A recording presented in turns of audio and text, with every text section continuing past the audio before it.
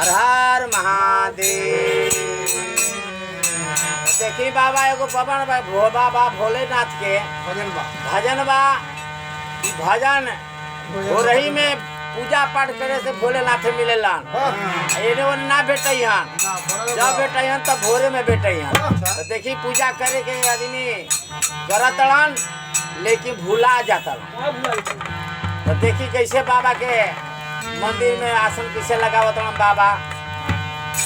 भोला के मंदिरवा हो भैया लागेला सुहावन हो कि भोरवे भोरवे ना। भोला के मंदिरवा हो भैया लागेला सुहावन हो कि भोरवे हो भोरवे ना। हो कि भोरवे भोरवे ना। आ भोले बाबा मारे लनया जनवा हो कि भोरवे हो भोरवे ना। भोले बाबा मारे लनया जनवा हो कि भोरवे हो भोरवे ना। भोले बाबा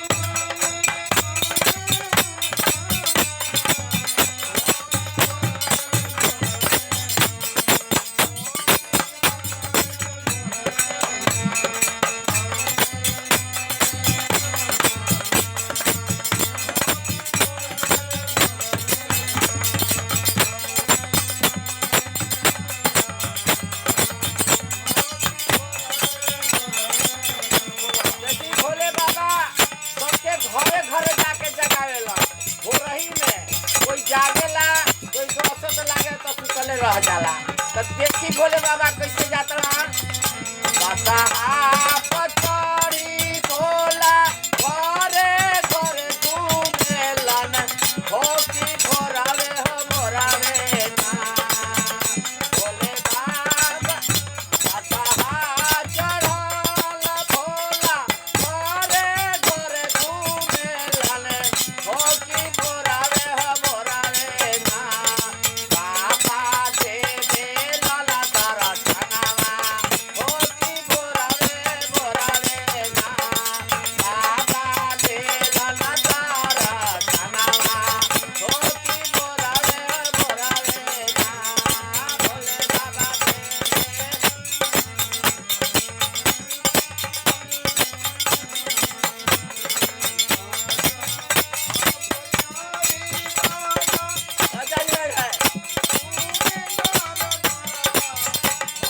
जय हो जय हो।